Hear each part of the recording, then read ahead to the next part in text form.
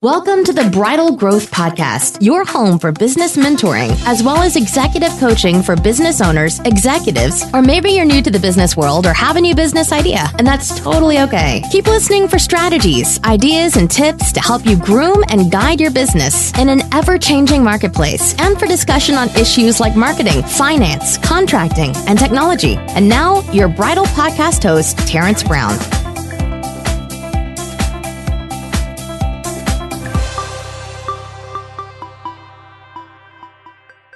Hello, everybody.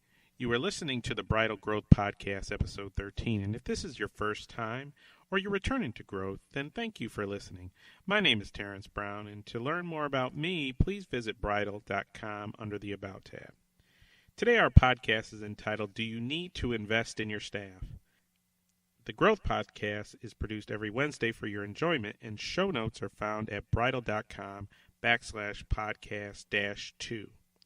Come back often and feel free to add the podcast to your favorite RSS feed or iTunes.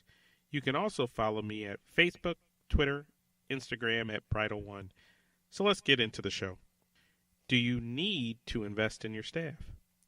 I will ask the following question. As an owner and manager, do you manage based on mutual respect and loyalty, or do you rule based upon fear and intimidation, or withholding information from staff, or not being truthful with them, whether it's good or bad?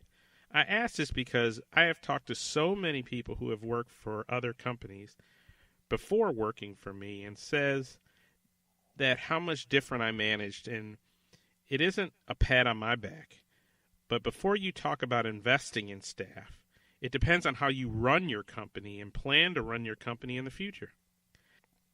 I didn't always think like this, unfortunately, but I began to run my company in a way to invest more and more into staff rather than the executives and their perks.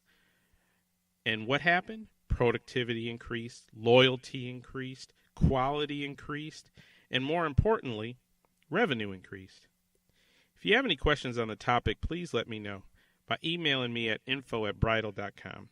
Tweet me at Bridal1 or comment on the website. Now let's get back to the topic. Do you need to invest in your staff? Earlier, I discussed the metrics in the business that increased, but why? The reason that I started by asking how to run the company or manage your employees, it is key because you must value staff to invest in staff.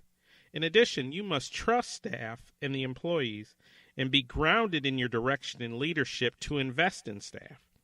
I understand that not all owners care about staff. Many believe that this firm is mine and I'm the leader and rule with an iron fist.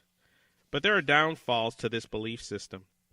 Staff retention is ultimately poor, so you have a tendency to keep investing in more people in the long run.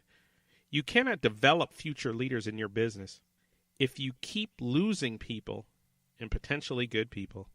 And in order to grow your business, you have to believe that the smarter, more comfortable they are in terms of their own lives, and if you trust their input, their ideas, and let them come forward to the forefront, your company will benefit twofold, threefold, and even more than that. Many will argue that staff can get too comfortable and they can get fat and happy and lose focus, that they have the opportunity to go elsewhere.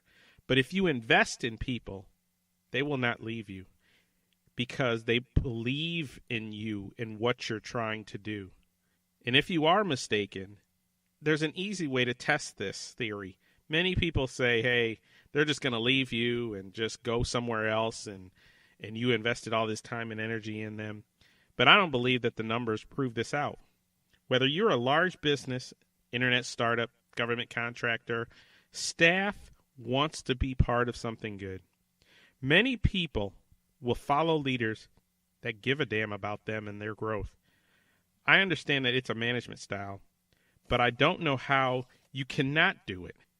You don't have to compromise your numbers to invest in staff, but trust me, if you manage based on the numbers using data, like tracking growth tracking revenues, tracking retention, and quality. All these measurements are tracked by the good companies, and hopefully you can do it too.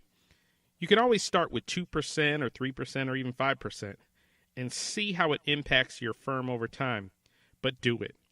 And watch the loyalty of your staff, the quality of the work that's done by staff, and the growth of the firm.